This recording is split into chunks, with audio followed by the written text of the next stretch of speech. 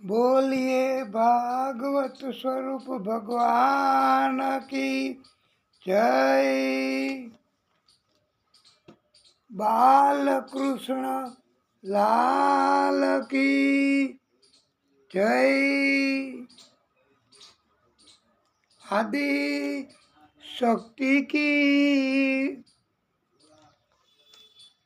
जय। सूरज नारायण भगवान की जय। नारायण भगवान की जय।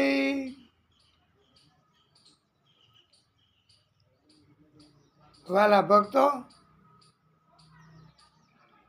આપ સર્વેના હૃદય કમળમાં બિરાજતા ભાગવત સ્વરૂપ ભગવાન આદિ નારાયણ પ્રભુ એમને કોટાનું કોટી દંડવત પ્રણામ।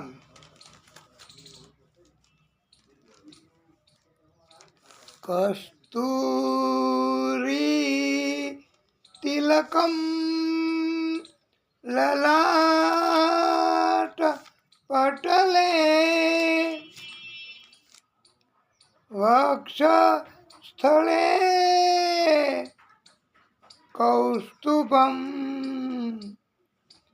નાસાગ્રે વરમોક્તિકમ કરતલે વેણુકરે કંકણમ।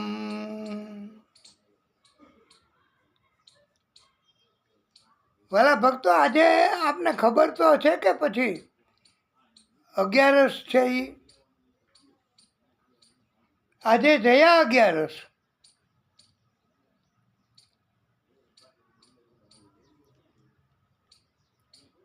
અને પ્રિય ભક્તો,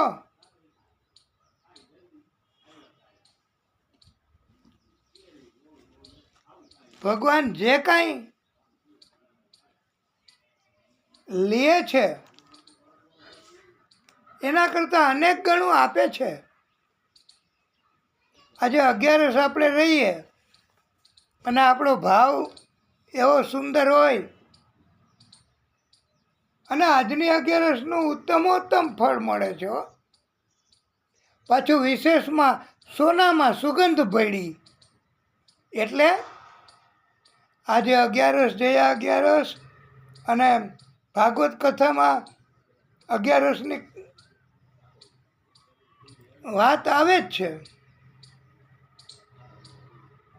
અંબરીશ રાજા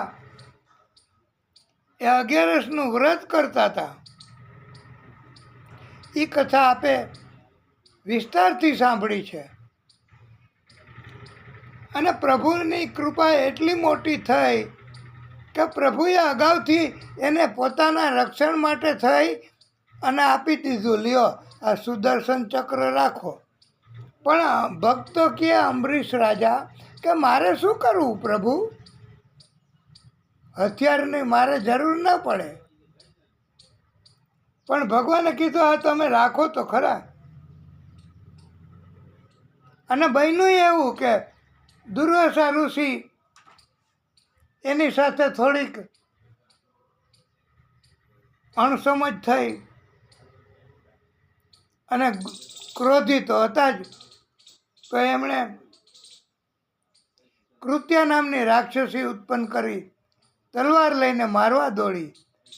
હવે શું કરે, ત્યારે એને યાદ આવ્યું કે હા, આ પ્રભુ 11નું વ્રત કરું છું તો મને કહ્યું હતું કે સુદર્શન ચક્ર રાખો। અગાઉથી ભક્તોને શેની જરૂર પડશે, પોતાનો બચાવ કરવા માટે શું શું કરવું પડશે, એ ભગવાન પહેલેથી જ અગાઉથી આયોજન કરી રાખે છે। પણ આપણને વાલા ભક્તો, આ જીવ તો જીવ છે ને, હવે આપણે આપણા પોતાના જ્યારે વખાણ કરીએ, આપણા પોતાની જ્યારે વાત કરીએ ત્યારે તો અભિમાન અભિમાન અભિમાન હો. પણ વાલા ભક્તો, આપણે જન્મ લીધો છે અને પાછું મનુષ્ય સ્વરૂપમાં, તો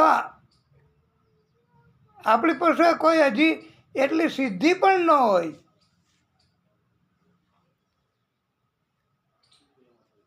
એટલે 11નું વ્રત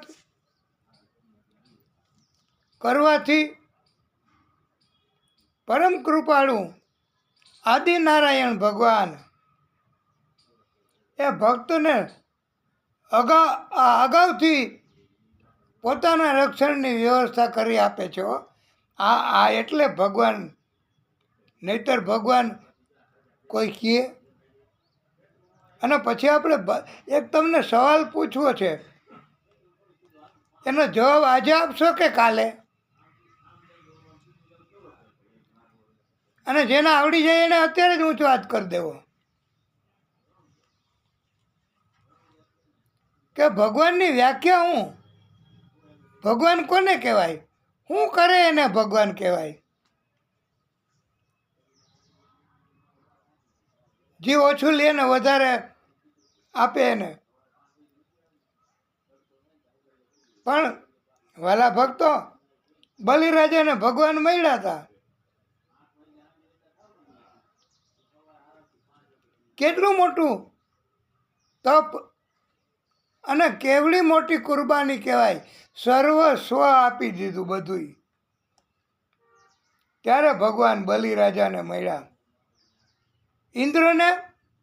ઇન્દ્રને કાંઈ, એને તો ભગવાન પાસેથી બધું મળ્યું. સંપત્તિ, વૈભવ, ઇન્દ્રને બધું આપ્યું ભગવાને. ભગવાન પાસેથી આપણે કાંઈ જોતું નથી. આપણે તો ખુદ ભગવાનને જોઈએ છે. જે બલિરાજાને મળ્યા હતા, બલિરાજાએ માગ્યું હતું, બલિરાજાને વગર માગે ભગવાન પોતે મળી ગયા છો. અને આજે ભાગવત કથા સાંભળીએ 11 નિમિત્તે, એ તો બહુ ઉત્તમ ફળ આપનાર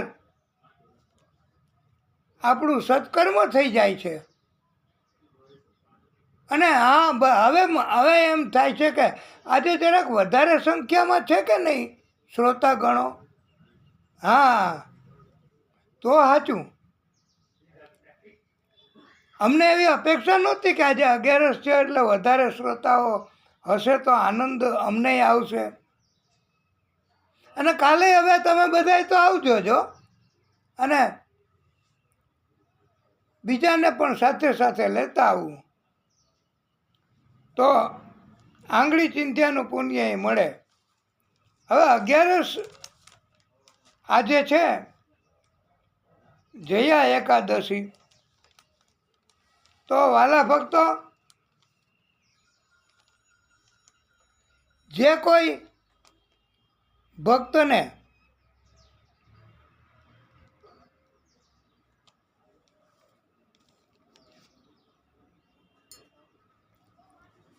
અગિયારસ નિમિત્તે જે કંઈ કીર્તન ભજન આવડતું હોય એ કહેવાની છૂટ છે વાલા ભક્તો. તમારી જગ્યાએ ઊભા થઈને હાલશે, ઊભા થાવ, તમારી જગ્યાએથી બોલજો. આ સેન્સિટિવ છે, એ ત્યાંથી અવાજ પકડી લે. તો નથી હા, એટલે આ આપણે કથામાં નહોતું કીધું કે કોઈની મર્યાદા ન રાખવી. મોટી ઉંમરના હોય કે એ હોય, ભક્તિ કરવી હોય, ભજન કીર્તન ગાવું હોય તો મર્યાદા છોડીને જ ગાવું. બાઈ મીરા નથી, એમણે મર્યાદા મૂકીને જ ગયું હતું. દુનિયાની ક્યાં મર્યાદા રાખતા હતા?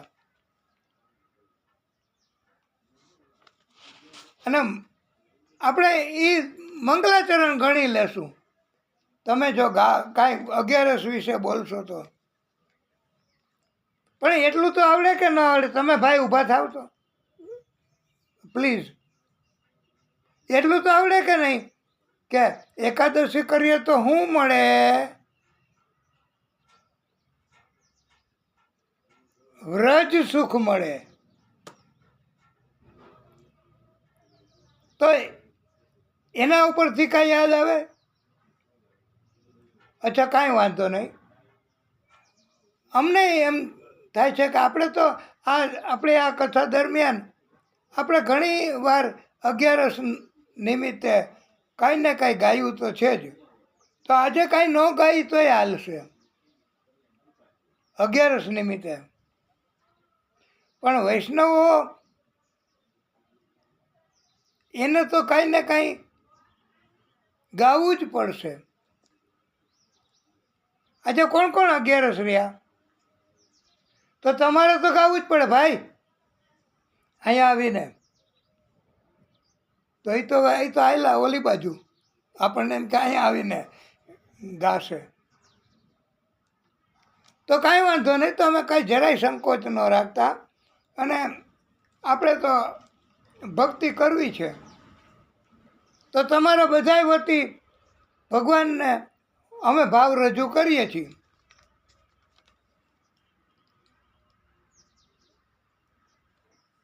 ધન્ય એકાદશી,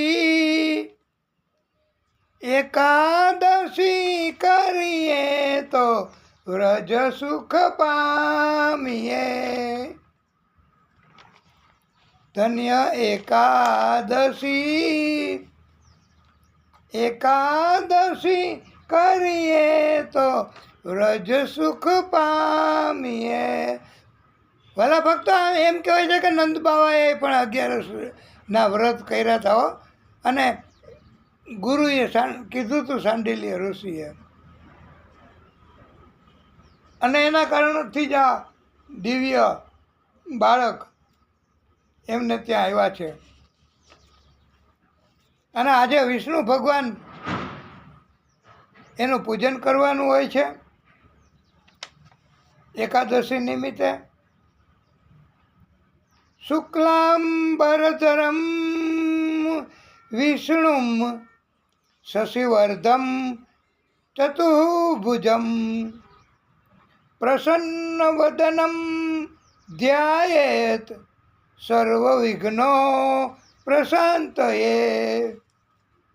સર્વવિઘ્નો પ્રશાંતયે.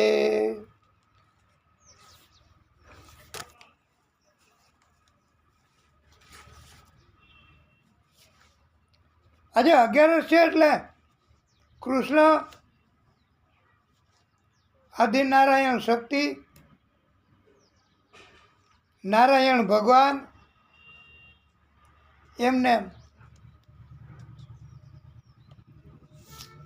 આપણે રાજી કરવા. એ તો રાજી જ હોય છે, પણ છતાંય આપણો ભાવ છે ને કે એકાદું કંઈક બોલીએ તો એ રાજી થઈ જશે હો. એ અહીંયા જ હોય. કથા આપણે ચાલુ કરીએ ને કથાનો ત્યારથી જ.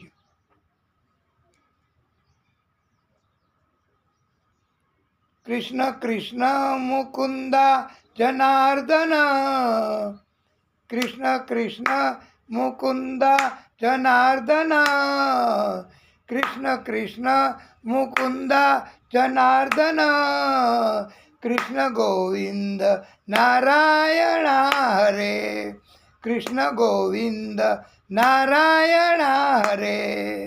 નંદ નંદન મુચુકુંદ વરદા, નંદ નંદન મુચુકુંદ વરદા, નંદ નંદન મુચુકુંદ વરદા.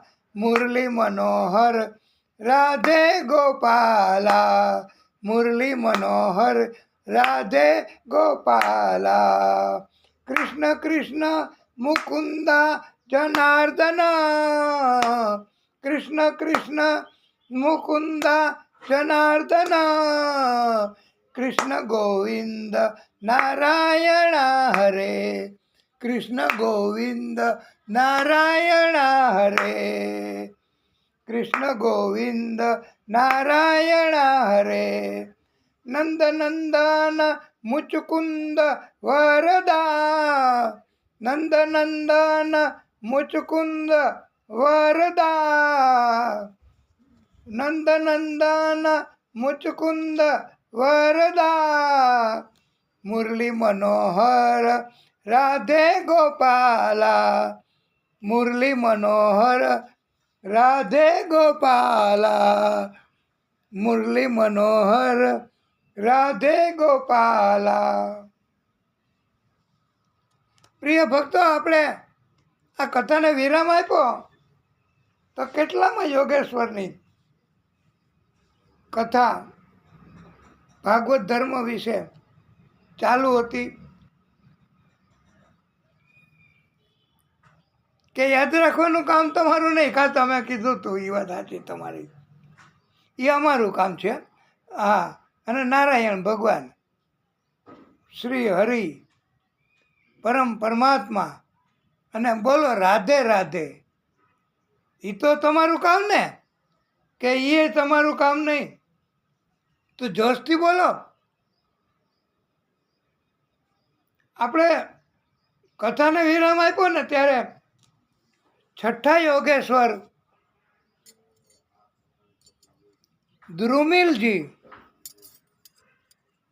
ના છઠ્ઠા યોગેશ્વર, આમાં આવું થઈ જ જાય હો. કારણ કે આપણે આ કથા એમાં અમારી ભૂલ પડે, આપનું બે ધ્યાન થઈ જાય તો એ પાછું આપણે એમાં સુધારો કરી લેવો. કારણ કે ભગવાન આપણી કોઈ ને કોઈ રીતે ખાતરી તો કરે જ ને, પછી જ આપણને કંઈ વરદાન આપે, પ્રગટ થાય, આપણને જે જોઈએ એ આપે. ભગવાન એમને એમ કંઈ થોડો ઘા કરે. એટલે છઠ્ઠા યોગેશ્વરજી આવિર્હોત્ર એનું નામ, એમણે આ ભાગવત એટલે શું, ભાગવત ધર્મ એટલે શું, ભાગવત કર્મ એટલે શું, એ સમજાવતા સમજાવતા કહ્યું છે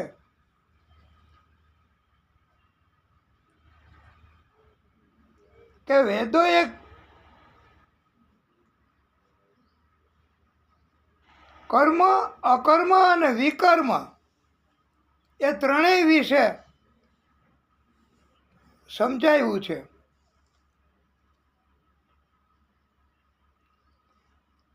કોઈ માણસોએ નથી સમજાવ્યું. કર્મ, અકર્મ અને વિકર્મ એ વેદોએ સમજાવ્યું છે.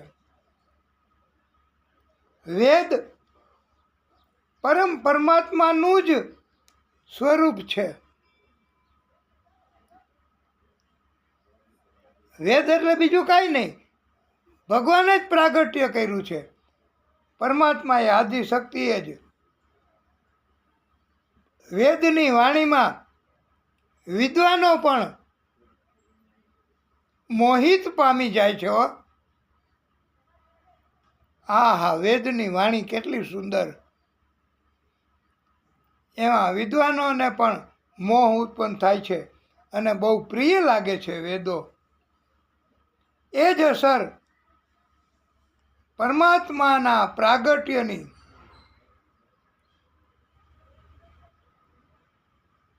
છે. વિદ્વાનો આ પરમાત્માનું પ્રાગટ્ય થયું ને વેદ, એમાં પણ અને વાણીમાંય વેદની એ મોહિત બધાને કરી મૂકે એવી અસર છે. પરમાત્માનું સ્વરૂપ ન હોય વેદ તો કોઈ ઉપર વેદની અસર જ ન થાય. ભક્તો, આ તો બધા ઉપર વેદની અસર થાય છે, દરેક ઉપર. એનું કારણ એ છે કે પરમાત્મા એનું જ સ્વરૂપ છે.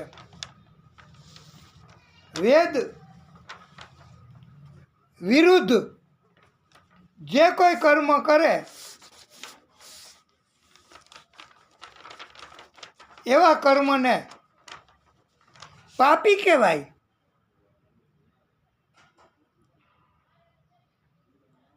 એવા કર્મ કરનારને પણ પાપી કહેવાય અને એવા કર્મને પાપ કર્મ કહેવાય. વેદની વિરુદ્ધ કોઈ દી કાંઈ કરાય જ નહીં. કામ કર્મ કે કાંઈ વાણી બોલાય જ નહીં, કારણ કે પરમાત્માનો વિરોધ. અને આ ભાગવત કથા, ભાગવત ધર્મ એ વેદોનું જ આ પરિપક્વ ફળ છે. વેદોનો સાર છે. તો ભાગવતની વિરુદ્ધની વાત ન કરાય.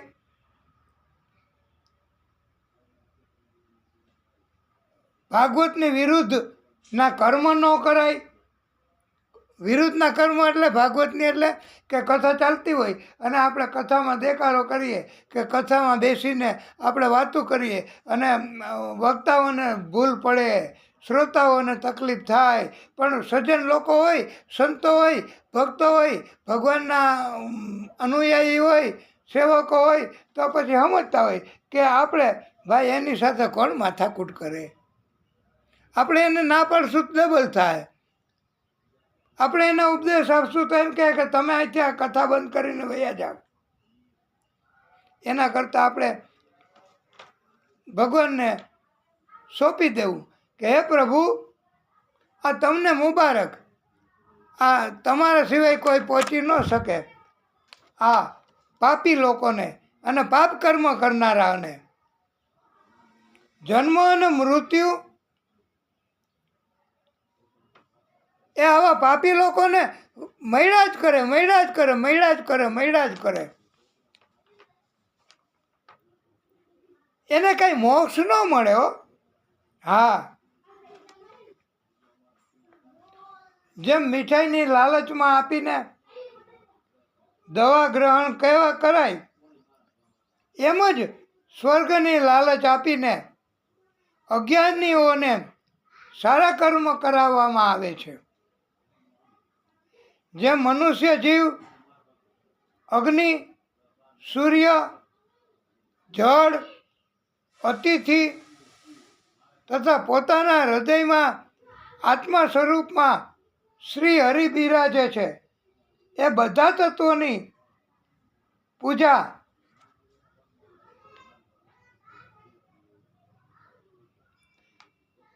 કરે એ જીવ, એ મનુષ્ય તુરંત મુક્ત થઈ જાય છે.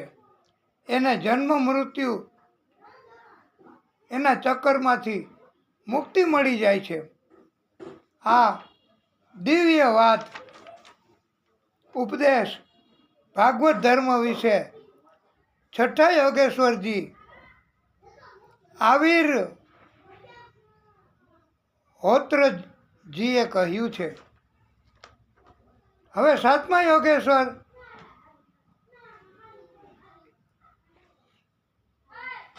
દ્રુમિલજી એમણે સમજાવ્યું છે ભાગવત ધર્મ એટલે અને ભાગવત કર્મ એટલે.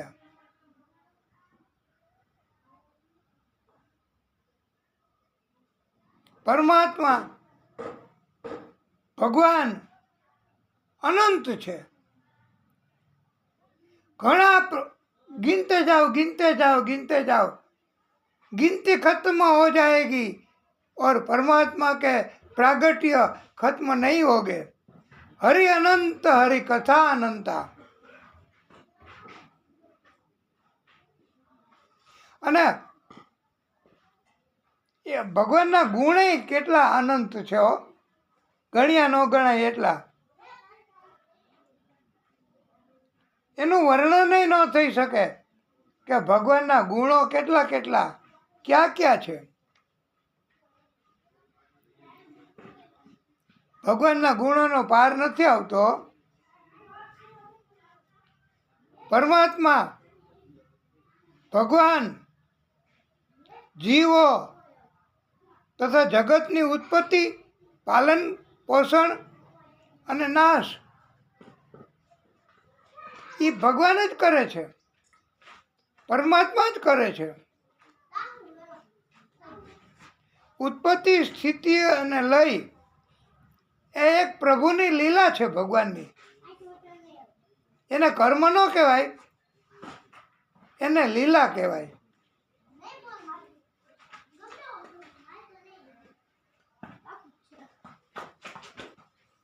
ભક્તોનું રક્ષણ ભગવાન જ કરે છે.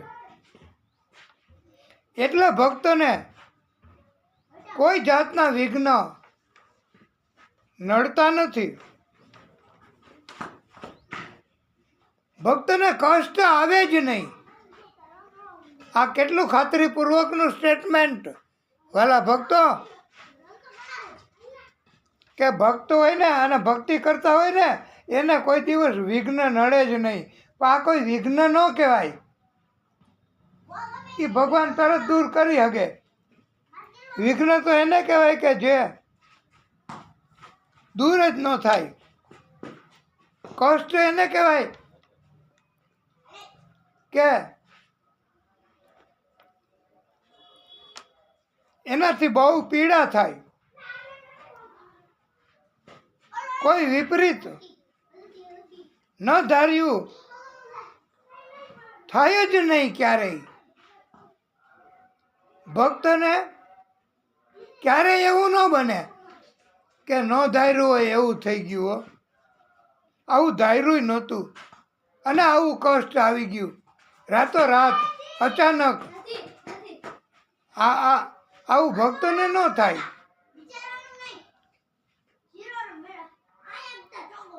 એનું કારણ એ છે કે ભક્તનું રક્ષણ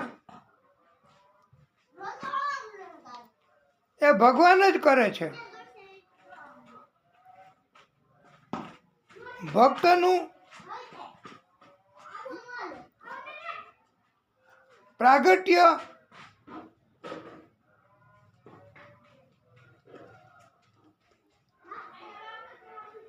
મૂળ શક્તિ કરે છે એ ભક્તનું રક્ષણ કરવા જ.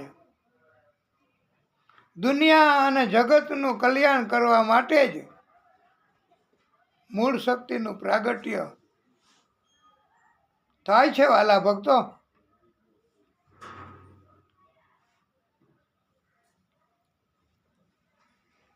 લોક કલ્યાણ, જગતનું કલ્યાણ કરવા માટે જ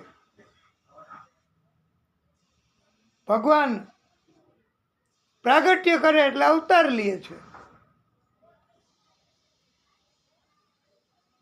મત્સ્યના રૂપમાં પ્રાગટ્ય કરીને પૃથ્વી અને ઔષધિઓની રક્ષા કરી છે ભગવાને.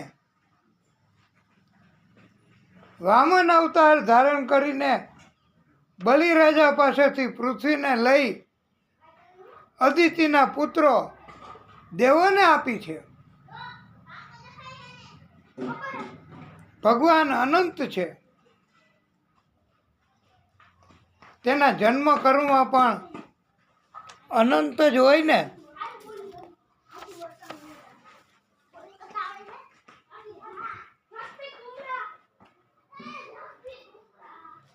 હવે આઠમા યોગેશ્વરજી ચમસ ઋષિ, એમની કથા એમણે ભાગવત ધર્મ વિશે સમજાવ્યું છે. આપણે નવે નવ યોગેશ્વરજીની કથા, એની વાત, એનો ઉપદેશ એ આપણે આજે તો જાણવું જ છે. હા, ચમસજીએ શું કહ્યું છે એ આમ બધાનો સાર એક જ હોય. વિરાટ પુરુષ પરમાત્માના જ મુખ, બાહુ, ઉરુ, ચરણો આમાંથી જ ચારેય વર્ણની ઉત્પત્તિ થઈ છે. ચારેયના ગુણ તથા કર્મ અલગ અલગ હોય છે.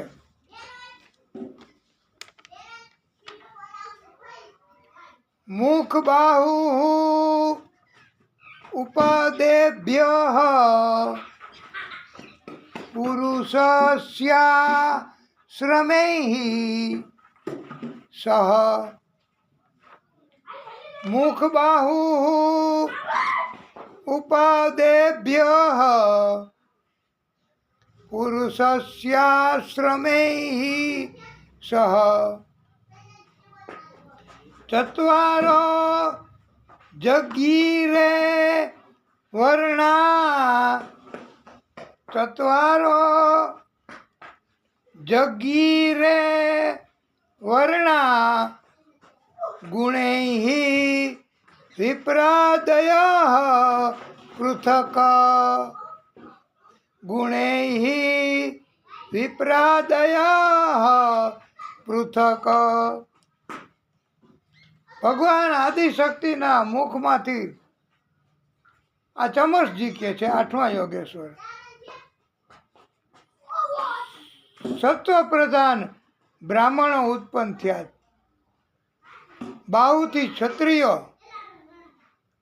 જાંઘમાંથી વૈશ્ય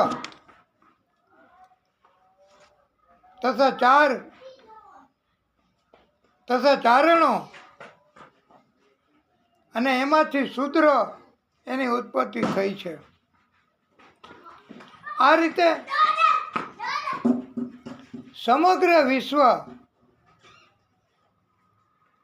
વર્ણાશ્રમના વિભાગવાળું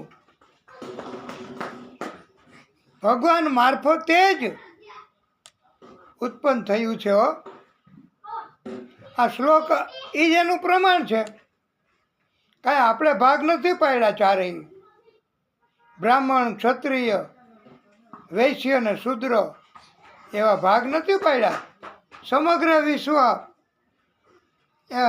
વર્ણાશ્રમના વિભાગવાળું ભગવાનથી જ ઉત્પન્ન થયું છે.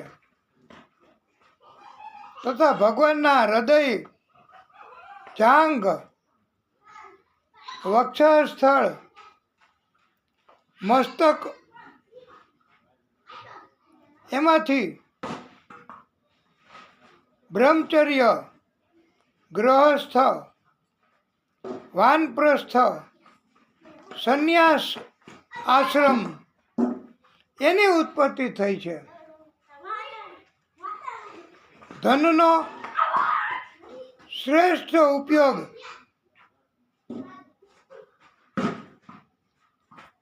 કેને કહેવાય એવો પ્રશ્ન કર્યો કોઈ ભક્તએ. ત્યારે એવું સમજાવ્યું છે ચમસજીએ કે ધાર્મિક કાર્યમાં વાપરવું ધન. એટલે ધાર્મિક કાર્ય એટલે કથા કરાવવી, યજ્ઞ કરાવવા, ભજન કીર્તન ધૂન કરાવવી, એને કહેવાય ધાર્મિક કાર્ય. હા, એ વાત એવું આવે. બ્રાહ્મણો જમાડવા, બ્રાહ્મણોને દક્ષિણા આપી જમાડીને, એને ધનનો સદુપયોગ, શ્રેષ્ઠ ઉપયોગ કર્યો કહેવાય. કારણ કે ધર્મથી જ જ્ઞાન મળે છે. જ્ઞાનથી પરમ શાંતિ મળે છે અને જ્ઞાનથી પરમાત્માનો અનુભવ થાય છે. એટલે ધાર્મિક કાર્ય કરવાનું મહત્વ થયું કે ન થયું? જે લોકો ધનનો ઉપયોગ માત્ર ઘર બનાવવા માટે તથા સંસારના કાર્યો કરવા માટે કરે છે, તેને ખબર નથી કે કાળ એ લોકોને ભરખવા માટે પાછળ જ છે. હા, પોતાના માટે જ ધનનો ઉપયોગ કરે, પોતાના માટે જ ઘર બનાવવા માટે ધનનો ઉપયોગ કરે. જોકે જરૂરી છે,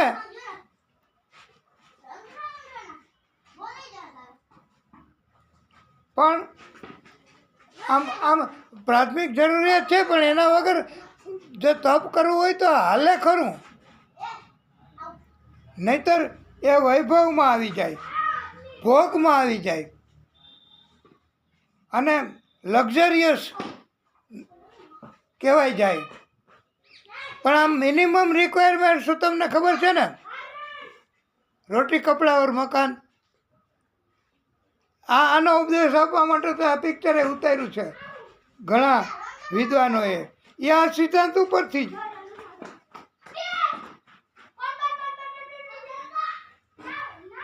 પણ સદુપયોગ કરવો, જેની પાસે ધન પરમાત્માએ આપ્યું છે એને સદુપયોગ કરવો. પરમાત્મા આપે તો આપણે ધનનો સદુપયોગ કરી શકીએ. આપણે પોતે ગમે તેમ કરીને કપટ, આપણે પોતે ગમે તેમ કરીને અભિમાન, આપણે પોતે ગમે તેમ કરીને ચીટિંગ, આવું બધું કરીએ અને ધન મેળવીએ તો પછી આપણને ઈચ્છા ન થાય કે હાલો ધર્મના કામમાં વાપરીએ, ન થાય. ભલે ને પડ્યું રહે, એ કે ભેગું નથી લઈ જવું તો એ કે કાંઈ વાંધો નહીં, પણ હોય ત્યાં સુધી તો ઉપયોગમાં આવી શકશે. અને એ ભાઈ આવું હોય તો આવે, નકર કાંઈ ધન ઉપયોગમાં આવતું હોય તો માણસો ધનને જ ભેગું ન કરે. અત્યારે ધનને કોઈ મહત્ત્વ સંતો નથી આપતા, ભક્તો નથી આપતા, વિદ્વાનો નથી આપતા. ધન તો પ્રભુની કૃપા હોય એને જ બધું મળે છે, કાંઈ જરૂર નથી પડતી ધનની. પોતાના જ આત્માને હણનારાઓને ક્યારેય શાંતિ મળતી નથી હો. કારણ કે અભિમાન આવે અને ચીટિંગ કરીએ, ન કરવાના કર્મો કરીએ, પાપ કરીએ તો પછી શું થાય? તો ક્યારેય શાંતિ ન મળે. એને હુતાય હક નહીં, બેઠાય હક નહીં, કોઈ રીતે હક ન થાય. અને નથી કીધું આમ અશાંતસ્ય કૃત સુખમ. જેનું મન અસ્થિર છે, અશાંત છે, એને શાંતિ ક્યાંથી મળે? આનંદ ક્યાંથી મળે?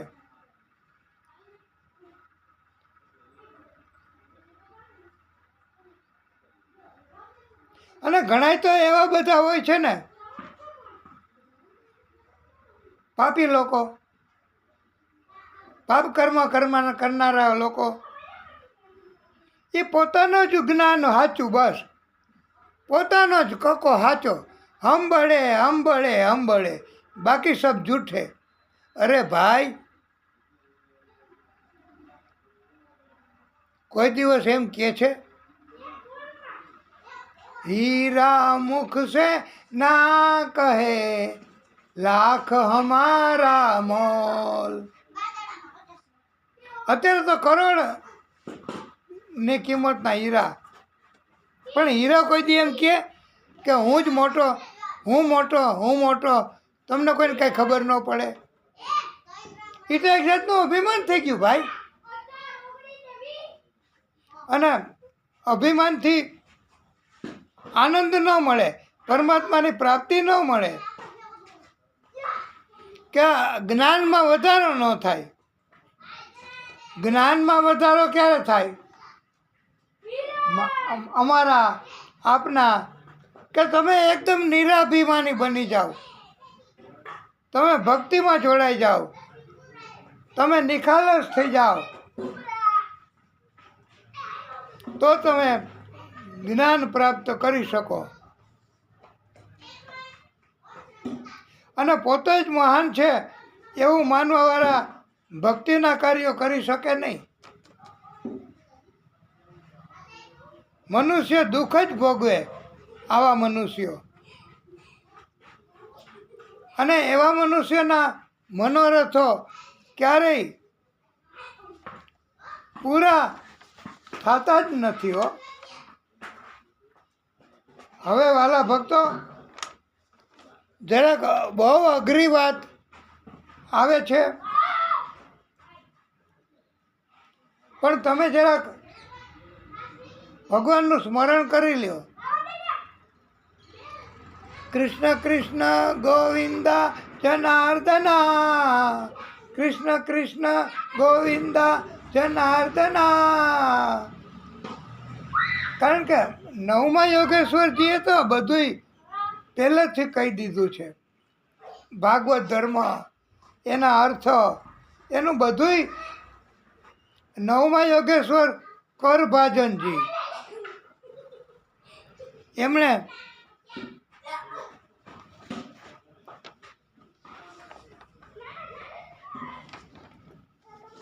કરભાજનજીએ કીધું,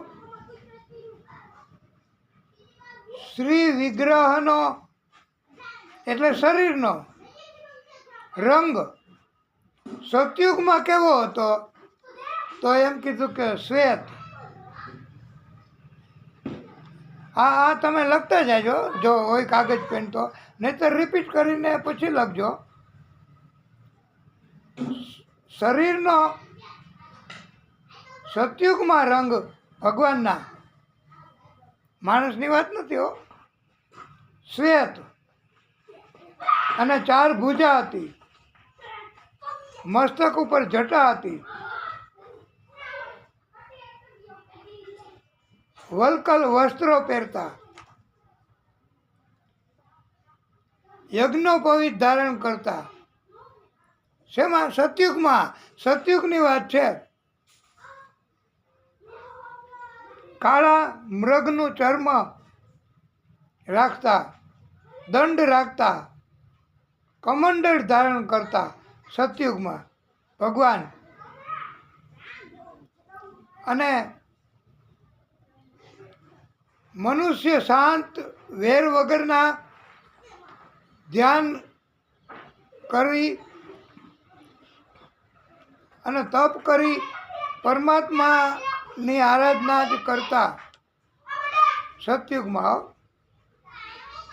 લોકો હંસ, સુપર્ણા, વૈકુંઠ, ધર્મ, યોગેશ્વર, ઈશ્વર, પરમાત્મા આવા નામ મારફતે ભગવાનના ગુણો અને લીલાઓનું ગાન કરતા. આ સતયુગની વાત ભગવાનમાં. અને ત્રેતા, હવે સતયુગ, ત્રેતા, દ્વાપર અને કલયુગ, આ 4 યુગની વાત કરભાજનજીએ કરી છે.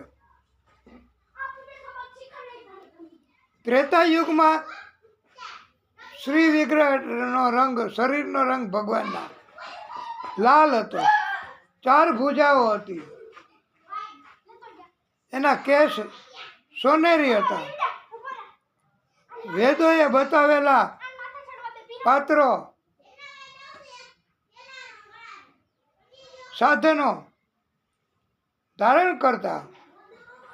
ઋગ્વેદ, યજુર્વેદ, સામવેદ દ્વારા ભગવાન શ્રી હરિની આરાધના કરતા. આ યુગમાં લોકો મોટા ભાગે વિષ્ણુ, સર્વદેવ, જયંત વગેરે નામોથી ગુણ અને કીર્તન કરતા. આ ત્રેતા યુગની વાત. હવે દ્વાપર યુગમાં કેવા ભગવાનનો રંગ શ્રી વિગ્રહનો? શ્યામ. અને શંખ, ચક્ર, ગદા, પદ્મ આવા હથિયારો ધારણ કરે ભગવાન, એવા હતા. વક્ષસ્થળ પર શ્રીવત્સનું ચિહ્ન, કૌસ્તુભ મણિ, આવા નિશાનથી ઓળખાય છે ભગવાન. વેદ તથા ધર્મ એ સૂચવેલ વિધિથી આરાધના કરે છે. ભગવાનની સ્તુતિ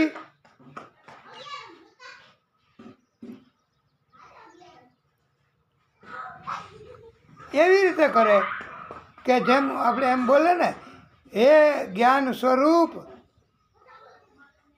ભગવાન વાસુદેવ, ક્રિયા શક્તિ સ્વરૂપ શંકરષણ, અમે આપને વારંવાર નમસ્કાર કરીએ છીએ. આવી રીતે સ્તુતિ કરતા. આ દ્વાપર યુગની વાત. હવે વાલા ભક્તો, કળિયુગ અત્યારે ચાલુ છે. એ કળિયુગમાં ભગવાનના શ્રી વિગ્રહનો રંગ કેવો? તો કીધું શ્યામ કૃષ્ણ. એનું રૂપ કેવું? તો મનને હરી લે એવું. ભગવાન પોતા તરફથી મનુષ્યને ખેંચીને પણ ભગવાનને આનંદ આવે છે હો. એટલે ભક્તિ કરે એને ભગવાન ખેંચી લે છે, બોલાવે છે, આમંત્રણ આપે છે, અને ભક્તિ કરે એના કષ્ટ ચોક્કસ હરી લે છે ભગવાન પોતે. અને કળિયુગ છે ને એટલે ભગવાનને પસંદ છે ભક્તિ, અને ભક્તિ કરે એવા મનુષ્ય. શ્રેષ્ઠ બુદ્ધિના લોકો એમના પોતાના ગુણ, નામ, લીલા હોય એવા કીર્તનો મુખ્યત્વે કરે છે. બોલો, સ્તુતિ પ્રમાણે કરાય છે. હે શરણાગત વત્સલ પ્રભુ, આપના ચરણ કમળમાં અમે વારંવાર પ્રણામ કરીએ છીએ. આવી રીતે સ્તુતિ કરે છે. અમે કોટી કોટી પ્રણામ કરીએ છીએ. આવી રીતે કળિયુગમાં પ્રભુને પ્રણામ કરે છે.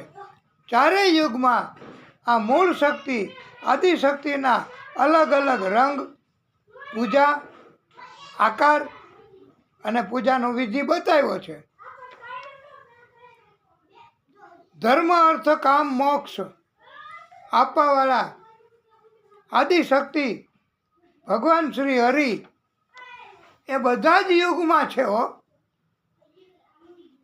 પહેલાં હતા ને પછી નથી. સ્વરૂપ બદલાણું, રંગ બદલાણો, બાકી ભગવાન તો એ નહીં જ. આદિશક્તિ એક જ.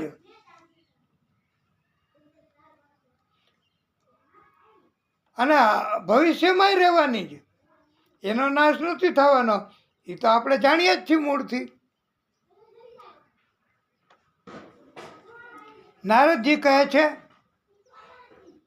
આ આપણે નવયોગેશ્વરજીની કથા, એમના મતે ભાગવત એટલે અને ભાગવત ધર્મ એટલે એ સમજાયું. નારદજીએ કહ્યું, હે વસુદેવજી, મિથિલા નરેશ નિમિ રાજાએ નવયોગેશ્વર પાસેથી ભાગવત ધર્મનું વર્ણન સાંભળી અને ખૂબ જ આનંદિત થયા. નિમિ રાજા નવયોગેશ્વરનું પૂજન કર્યું. દૈત્યો, પાપી લોકો એ શ્રી કૃષ્ણને વેરભાવથી ભજતા, છતાંય એ બધાને મુક્તિ મળી છે. તેઓ સારૂપ્ય મુક્તિના અધિકારી બની ગયા હતા. એને કહેવાય સારૂપ્ય મુક્તિ, કે વેરભાવથી ભજે તોય ભગવાન એને મુક્તિ આપે છે. ભગવાન એમ નથી કે ભક્તિ કરે, પ્રેમ આપે એને જ. ના, ભગવાન તો વેરભાવથી તમે ભજો તોય ભગવાન રાજી છે. અને ભગવાન મુક્તિ આપે અને અધિકાર પણ મળે છે. આ પ્રેમ ભાવથી પરમાત્માનું ચિંતન કરતા રહીએ તો પરમાત્મા ચોક્કસ, હે રાજન નિમિ રાજા, આપને બધાને, બધા ભક્તોને પ્રાપ્ત થાય છે. એમાં કોઈ શંકા નથી વાલા ભક્તો.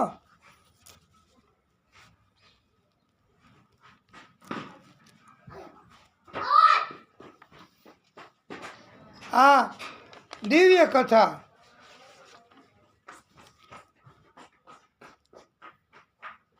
હવે શ્રી ભગવાન ઉવાચ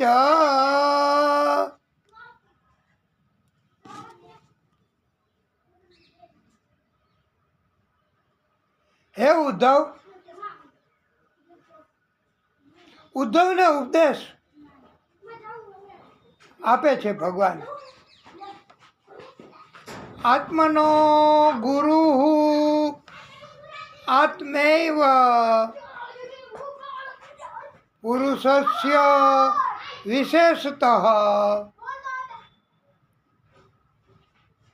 આત્મનો ગુરુ આત્મૈવ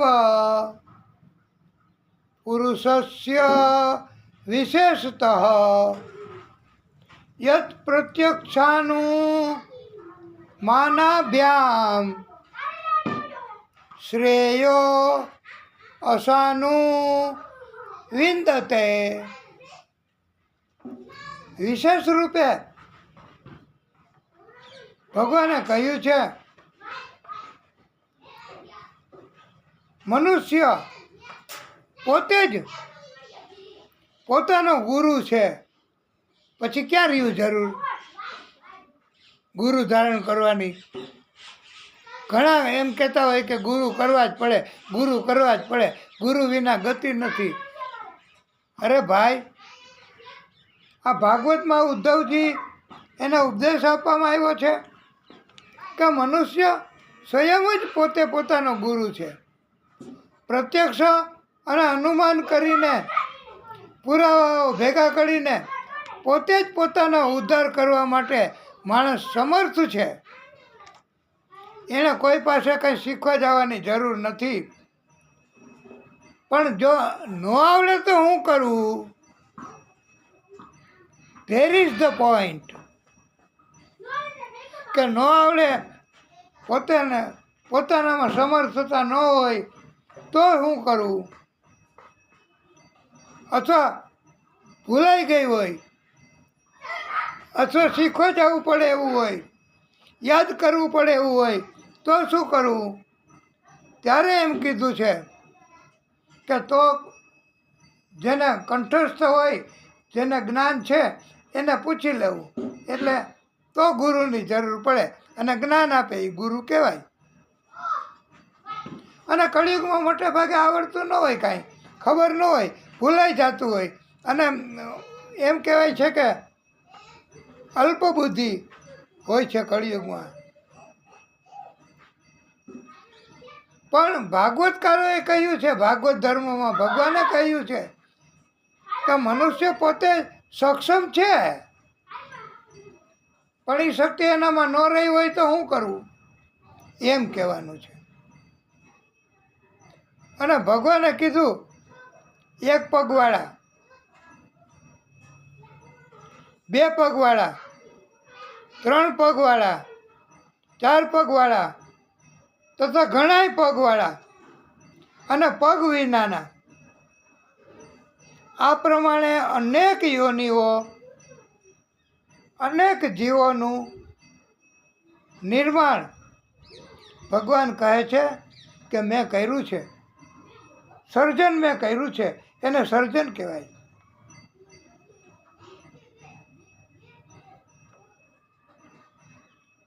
બધા જ જીવો એના શરીરમાં મને મનુષ્ય શરીર જ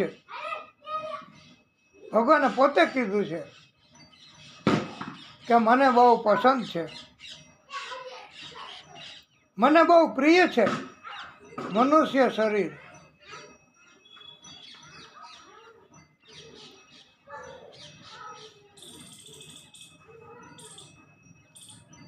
મનુષ્ય શરીરથી જ ભગવાને પોતે કીધું ઉદ્ધવજીને ઉપદેશ આપતા આપતા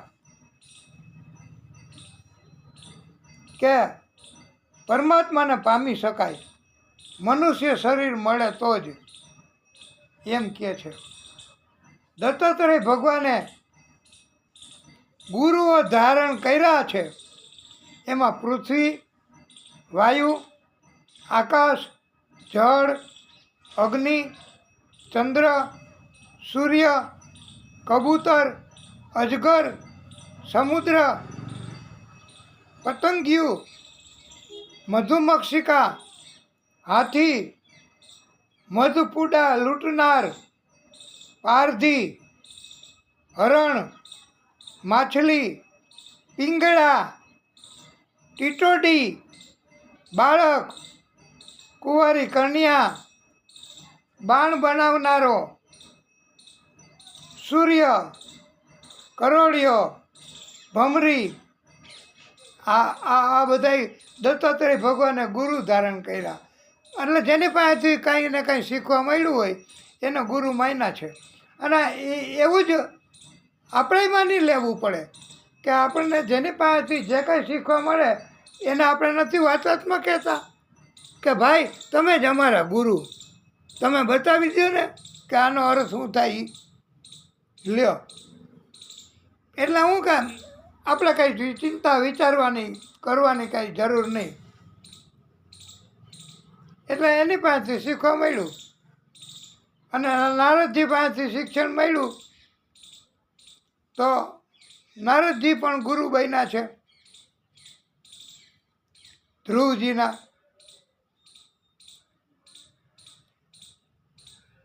મનુષ્યએ પોતાના તેજ કર્મથી જ અને પોતાના તેજથી જ તેજસ્વી બનવું જોઈએ. બીજાના તેજથી નહીં હો, બીજાના આધારે વખણાવવાની જરૂર નથી ભાઈ. પોતાના જ કર્મથી, પોતાના જ તેજથી તેજસ્વી બની શકાય. બાકીના બધા પાસેથી જે શીખવાનું મળે છે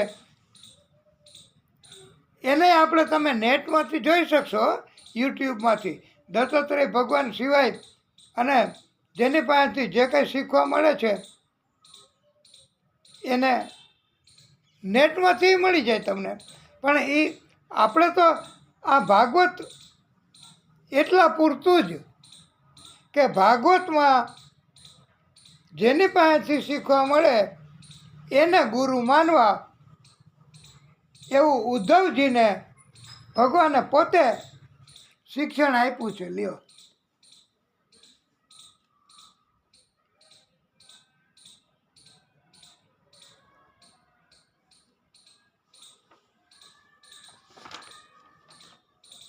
જે કોઈ મનુષ્ય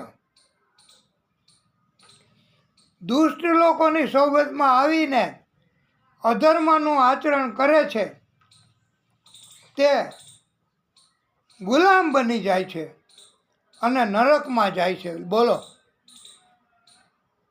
કેટલું સ્પષ્ટ ભગવાને ઉદ્ધવજીને ઉપદેશ આપતા આપતા કહ્યું કે કોઈ દિવસ દુષ્ટની સંગ ન કરવી, દુષ્ટ લોકોની સોબત ન કરવી, નહીતર તમે એની સોબતના કારણે, આપણે નથી કહેવત કે કાળિયા પાસે ધોળીઓ બાંધો તો વાન ન આવે પણ હાન આવે.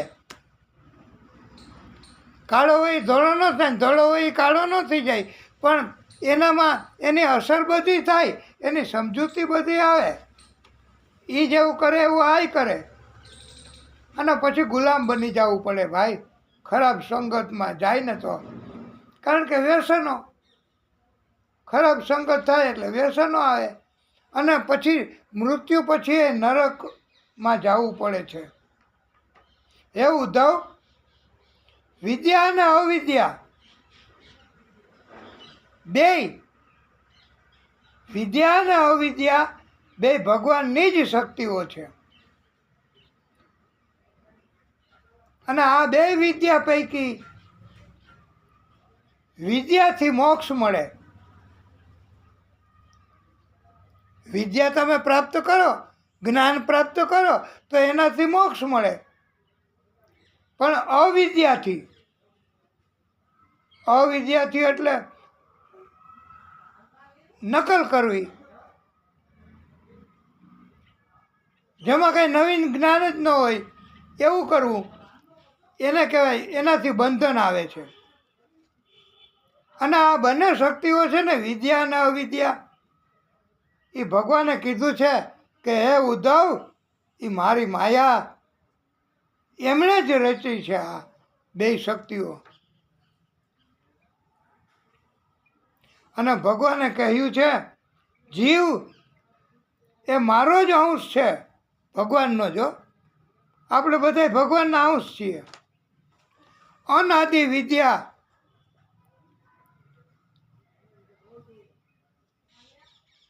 જે મોહ પમાડનારી છે, કપટ કરનારી છે,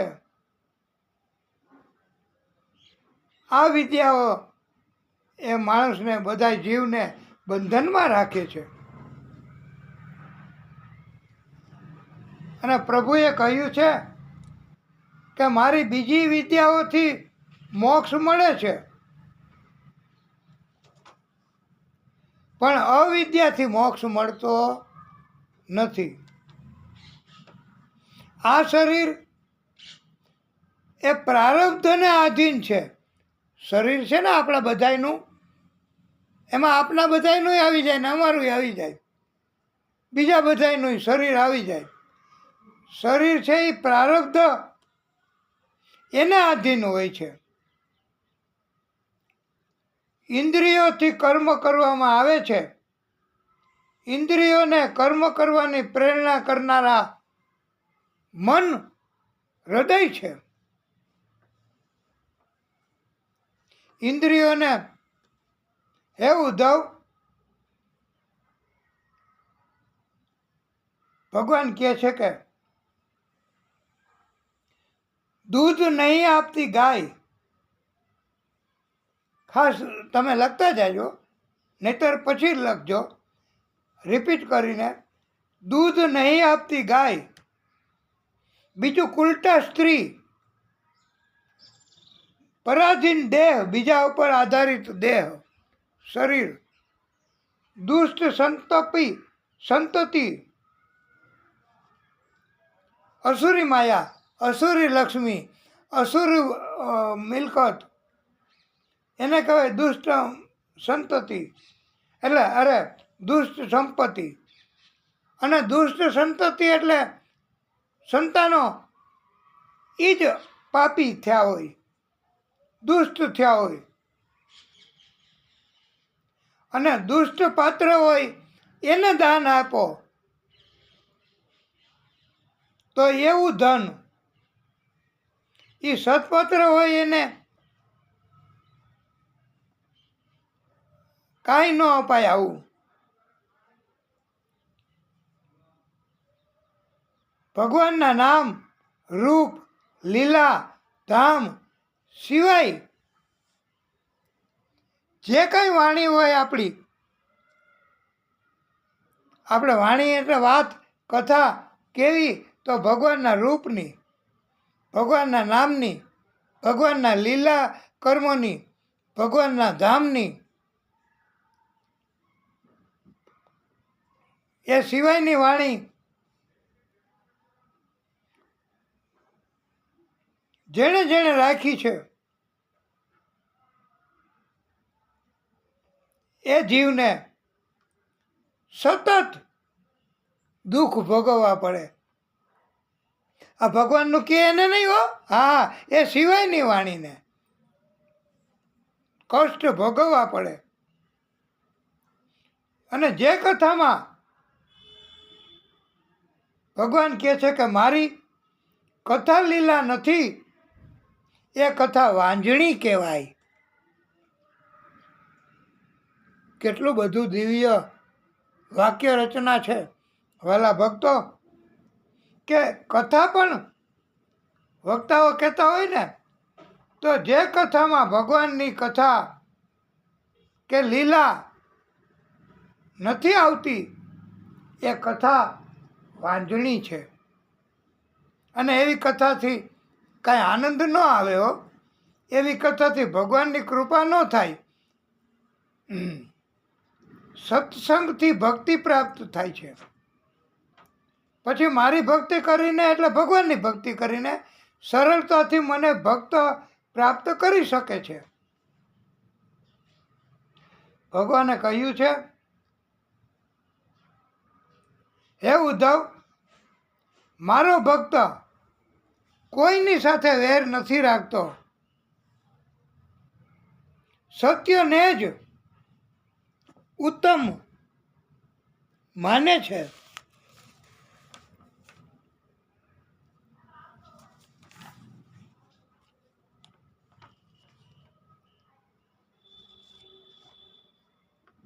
હું કોણ છું, કેટલો મોટો છું, કેવો છું, આ વાત જાણે કે ન જાણે તોય, એટલે ભગવાન કીધું છે ભગવાન વિશે, કે ભગવાન કોણ છે, ક્યાં છે, કેવડા છે, મોટા છે એ કે નાના છે, એવું કાંઈ જાણ્યા વગર ભગવાન કહે છે કે ભક્તિ કરે ને બસ એ પરમ ભક્ત કહેવાય છે ભાઈ. હવે આનાથી હેલું, આનાથી સરળ બોધ બીજો કયો હોઈ શકે? ઉદ્ધવજીને આવો સરળ બોધ આપ્યો છે. હે ઉદ્ધવ, સત્સંગ અને ભક્તિયોગ આ બંનેથી સંસારરૂપી સાગર પાર કરી શકાય છે. નહીંતર આ સંસાર, આ ભવ પાર ઉતરવું બહુ અઘરું છે હો. એ પછી આપણે ક્યારેક કોઈ કથામાંય કહેશું કે મૃત્યુ પછી ભવ પાર ઉતરી જવું એ સત્કર્મ હોય, ભગવાનની કૃપા હોય તો જ ભગવાન ભવના પાર ઉતારે. ભવ પાર એટલે બીજો જન્મ ન લેવો પડે.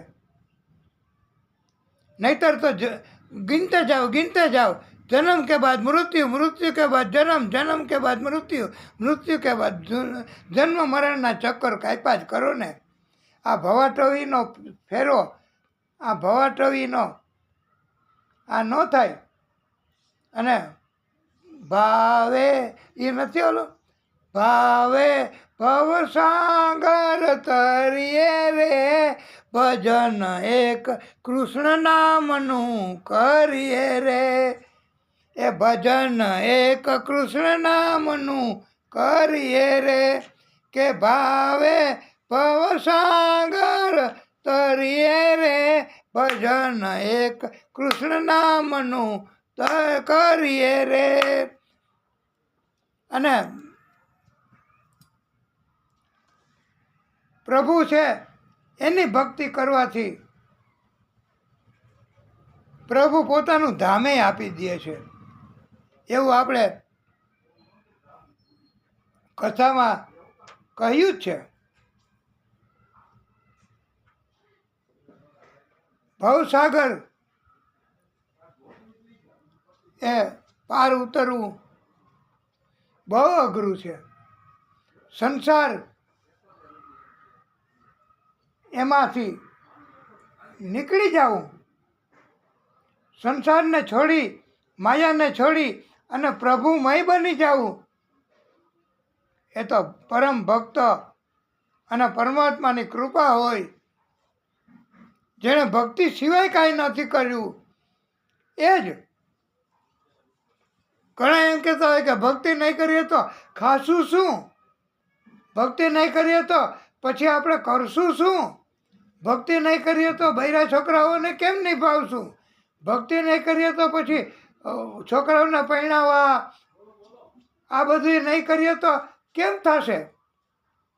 પણ વાલા ભક્તો, જો ભક્તિ કરો ને તો બધુંય. અને આપણે કથામાં આવ્યું જ છે, નરસિંહ મહેતાના પરિવારમાં એની દીકરીના વિવાહ કોણ કરી ગયું? ભગવાન. અરે તમે ગીનતે જાઓ નરસિંહ મહેતાએ ભગવાનના નામ ઉપર ચિઠ્ઠી લખી દીધી. યાત્રિકો નીકળ્યા કે અમારી પાસે થોડુંક ધન છે, એ અહીંયા કોઈ લઈ લે અને અમને ચિઠ્ઠી લખી દે તો અમારે વાં દ્વારકા આગળ કે ત્યાં ચિઠ્ઠી વટાવશું અને ધન આપી દે, એવી અમારે જરૂર છે. તો કોકે બતાવ્યું કે, અને દુનિયા તો એવી છે ને ભાઈ, કોઈ એમ કીધું કે આ નરસિંહો છે ને એને બહુ મોટી પેઢી છે, એવું બધે દ્વારકા આગળ છે, તો એ તમારું કામ કરી શકશે. તો બધા ન્યા ગયા. એ કે તમે નરસિંહ ભગત, તમે ચિઠ્ઠી લખી દેવો, તમે ધન અહીંયા લઈ લેશો. એ કે લાવો નહીં દેતા હોય તો ક્યાં વાંધો છે. અને નરસિંહ મહેતાએ તો ચિઠ્ઠી લખી દીધી કોના ઉપર? શેઠ ઉપર. અને ન્યા ગોતીને થાક્યા પણ પેઢી ન મળી, શેઠ ન મળ્યા. અને એમ થયું કે આ અમને છેતરાઈ ગયા હો. અને એવો વિચાર આવ્યો કે તરત જ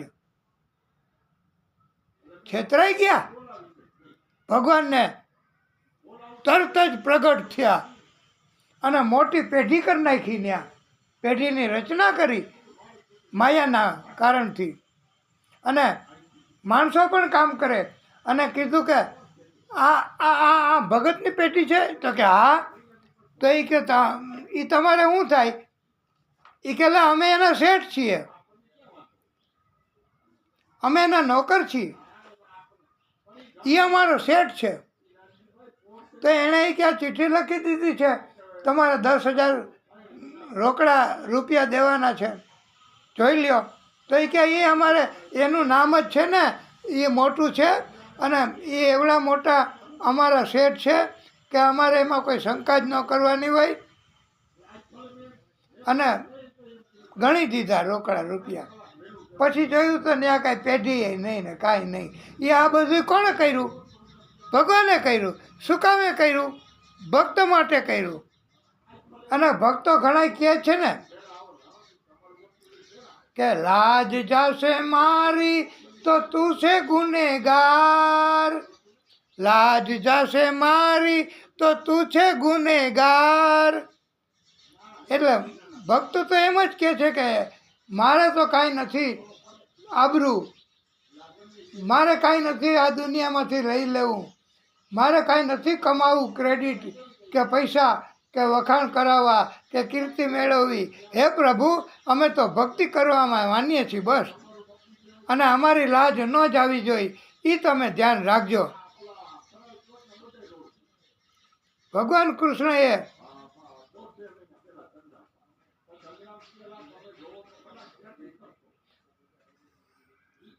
એમ કહ્યું છે કે બધાય કર્મ તમે કરો એ મને સોંપી દો, તો એને કહેવાય ધર્મ.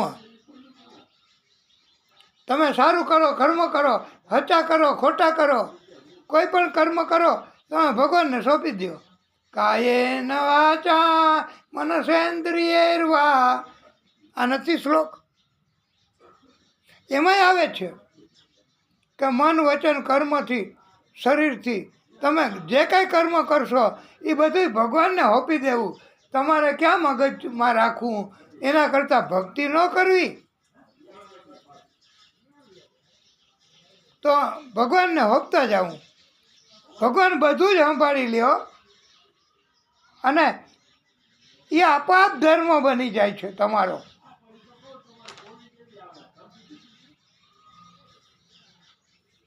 રડવું,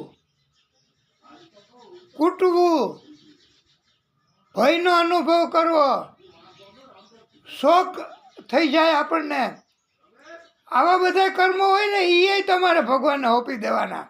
ભગવાને એમ કીધું છે, કાંઈ હારા હારા કર્મ જ હું લઈશ, બીજા નહીં લઉં, એવું ભગવાન કહેતા જ નથી હો.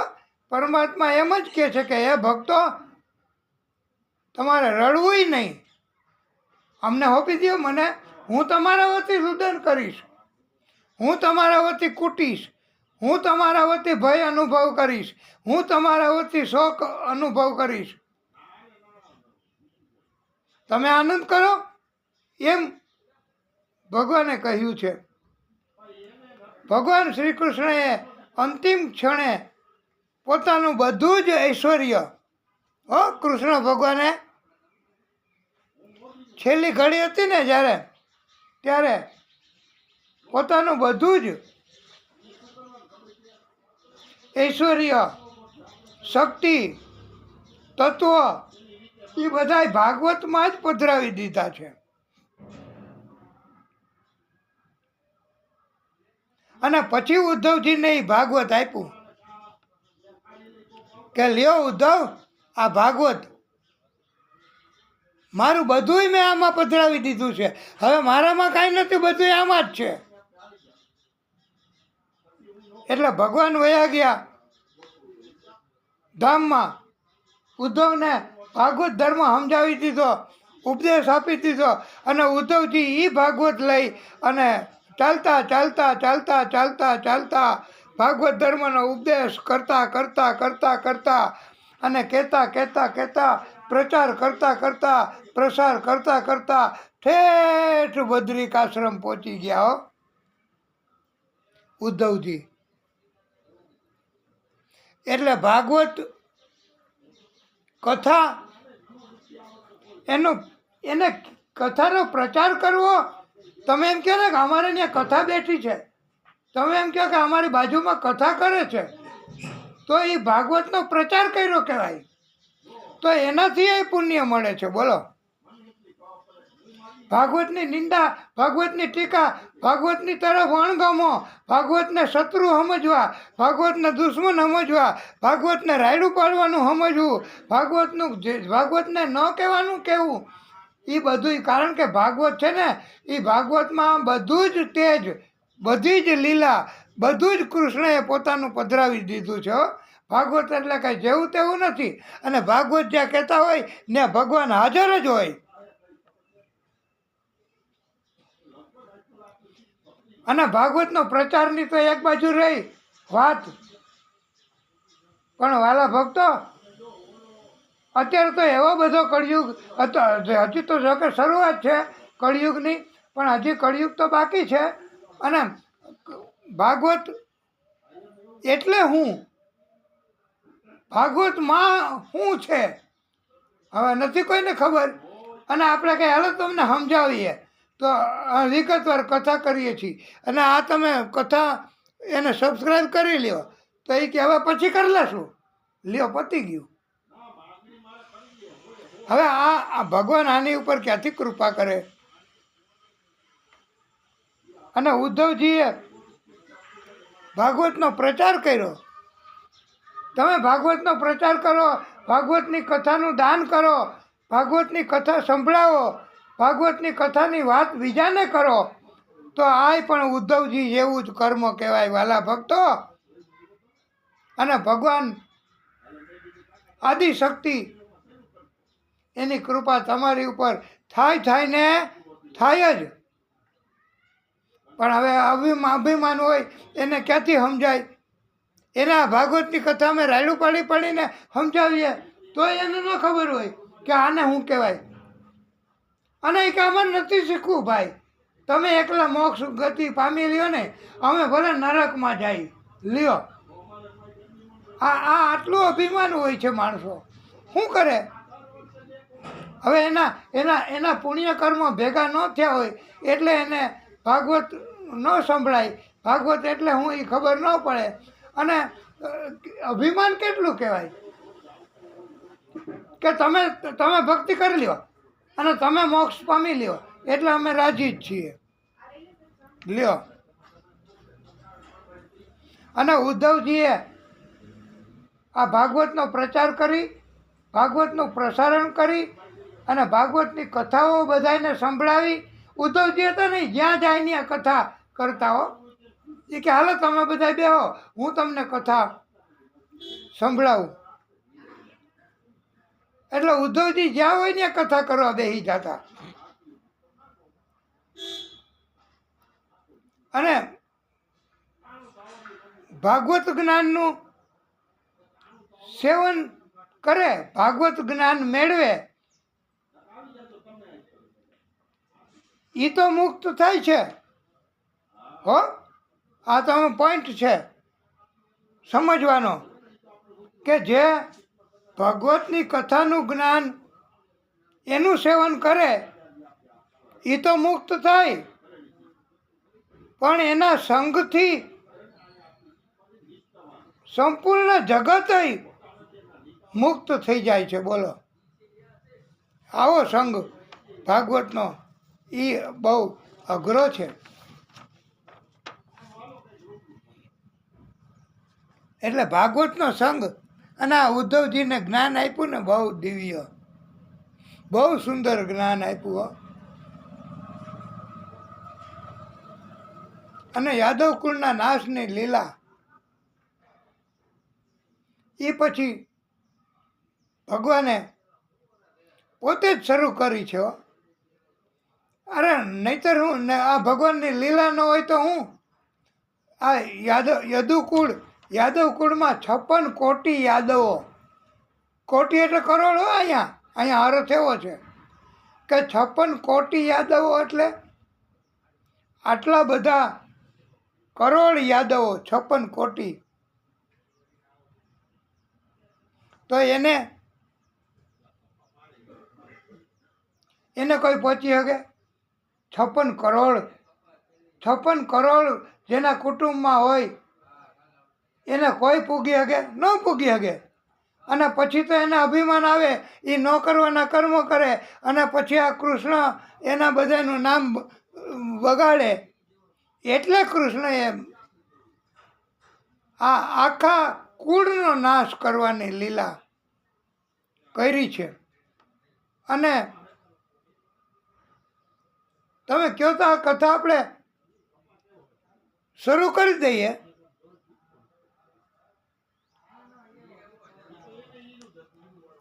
થોડીક એટલે આપણે એનું મુહૂર્ત કરી નાખ્યું કહેવાય, યાદવ કુળના નાશનું. કારણ કે આપણે રાત આખી જવા દેવી કે કથાને વિરામ આપીને પાછો કથા કરવી, અને પાછી આ જ કથા, નાશની કથા, જેમ કૃષ્ણએ નાશ કરવામાં ઝડપ જ કરી છે બધી. પાપીનો નાશ કરવામાં ઝડપ, કષ્ટનો નાશ કરવામાં ઝડપ, દુઃખનો નાશ કરવામાં ઝડપ, પાપ કર્મનો નાશ કોઈના એ જલ્દી કરી નાખે. ભગવાને જરાય બાકી જ નથી રાખ્યું. આજ નહીં કાલે કરીશ નાશ, એવું કદી કર્યું જ નથી હો. હા, ઝડપ જ કરી છે. ભગવાન કૃષ્ણએ કહ્યું, હે યાદવો, હવે બે ઘડી એટલે એક મુહૂર્ત પૂરતું એ રોકાવાનું નથી તમારે કોઈએ. સ્ત્રીઓ, બાળકો અને વૃદ્ધો, તમે બધાય શંખો દ્વાર ચાલ્યા જાઓ. આપણે બધાય પ્રભાસ ક્ષેત્રમાં જઈએ. આ ક્ષેત્રમાં સરસ્વતી નદી પશ્ચિમ તરફથી ગતિ કરે છે. બોલો, આવું ક્યારેક જ બને હો. આ સરસ્વતી નદી પશ્ચિમથી પૂર્વ ગતિ કરે છે અને સમુદ્રને મળે છે. ત્યાં જઈને સ્નાન કરીએ ને આપણે, તો પણ બધા પાપનો નાશ થાય છે અને પવિત્ર થઈ શકાય છે. પણ આ તો ભગવાને પોતે જ નાશ કરવો હતો પોતાના કુળનો. પછી હું પવિત્રતા, હું સરસ્વતી નદી અને પ્રભાસ ક્ષેત્રમાં ક્યાં જરૂર. પણ આ તો ભગવાને કીધું કે હાલો તમે બધાય, આખું કુળ હાલો મારી સાથે, અને બધાયને આપણે પવિત્ર કરીએ પહેલાં.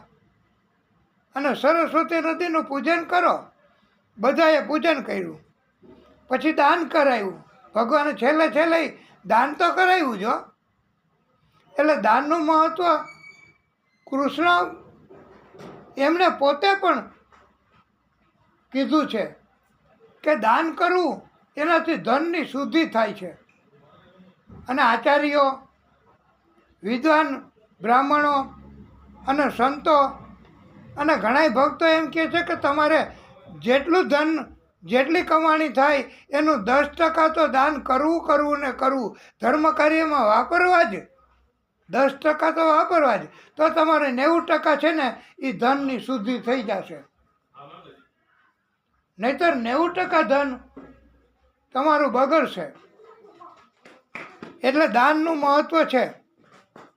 પછી સ્વસ્તિ વાચન કરાવ્યું ભગવાને સ્વસ્તિ વાચનના શ્લોક બોલ્યા.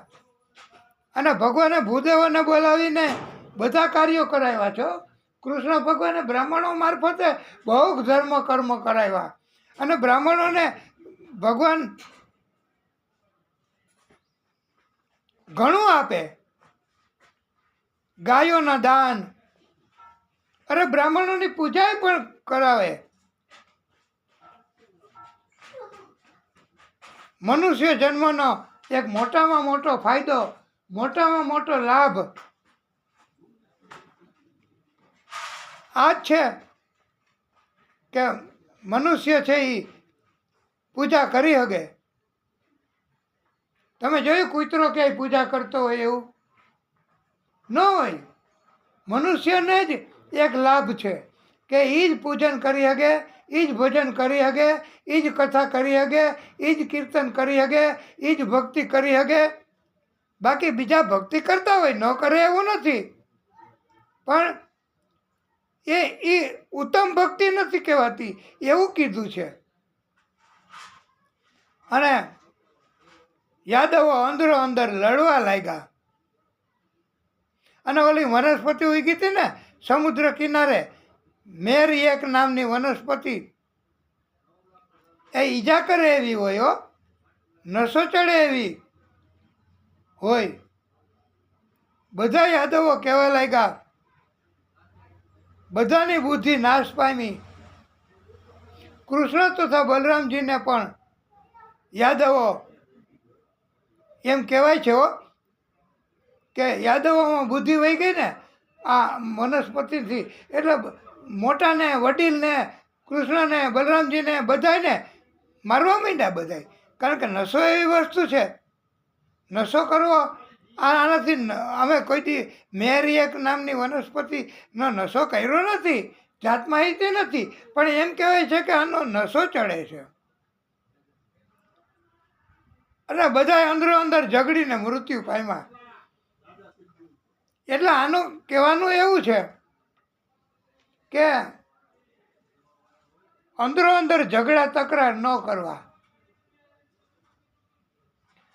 આ કુટુંબના માણસો અંદરો અંદર ઝઘડા તકરાર કરીને જ મૃત્યુ પામ્યા. જો કે એ તો ભગવાનની ઈચ્છા હતી, ભગવાનની લીલા હતી, ભગવાનનું આવું કર્મ હતું.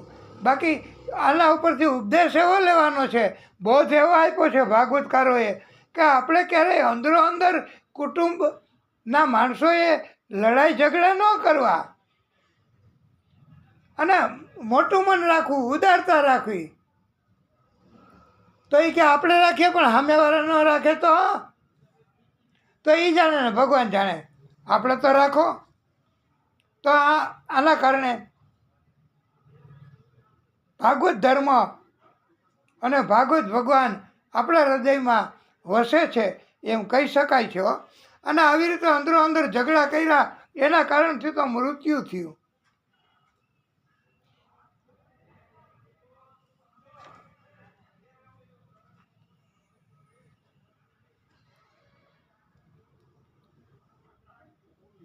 અને બધાય યાદવો અંદરો અંદર લડાઈ ઝઘડા કરી અને મૃત્યુ પામ્યા છે. અને આવી રીતે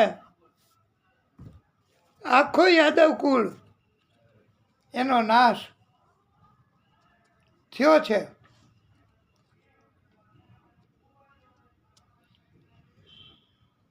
અને આ ભગવાનની લીલા, ભગવાનની પોતાની જ ઈચ્છા.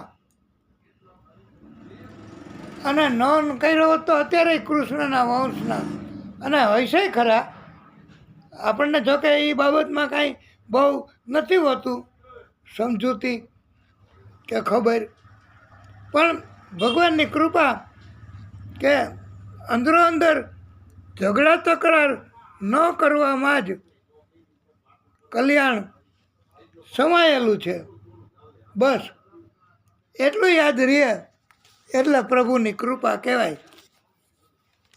તો વાલા ભક્તો, હવે એમ કહીશું કે કથા એક ધારી ઘણી વાર થયા તમે સાંભળો છો, એક ચિત્તે એક આસને, અને બહુ ધ્યાનથી હો.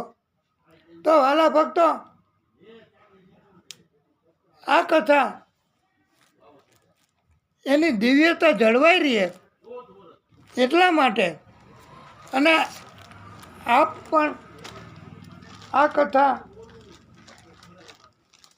એનું મનન મંથન કરી શકો અને આપના માનસને, આપના હૃદયને, આપના શરીરના અવયવોને થોડી શાંતિ અને આરામ મળે એટલા માટે આપણે પણ મનુષ્ય જન્મ, મનુષ્ય જીવ છે, તો આપણને પણ આ કાંઈ જલપાન, ચાય પાણી કે કાંઈ લેવું હોય તો આપ લઈ શકશો. અને આ દિવ્ય કથા હવે બહુ ઓછી રહી છે. ભગવાનની કૃપા કે પછી ભગવાન પાછા વયા ન જાય આપણી પાસેથી, આપણને તો એ વાતની ચિંતા હોય છે.